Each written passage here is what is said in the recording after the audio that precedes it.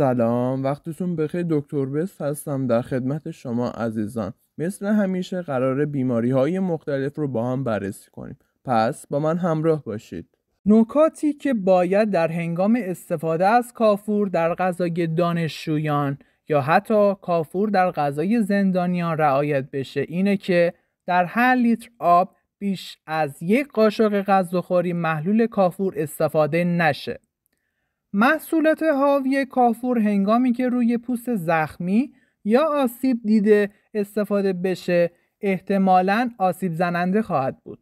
کافور به راحتی از طریق پارگی پوستی جذب میشه و میتونه به سطوح سمی در بدن برسه.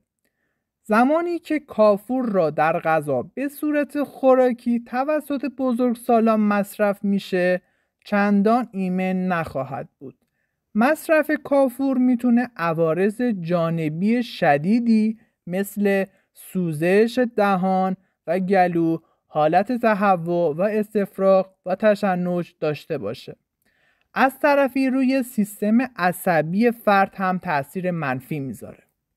در حالت کلی کافور ترکیب شیمیایی طبیعی از درخت کافوره که در مناطقی مثل چین، تایلند، ژاپن و تایوان رشد میکنه. این ماده به صورت جامد بلوری بیرنگ یا سفید و با بوی خنک و تند شناخته میشه.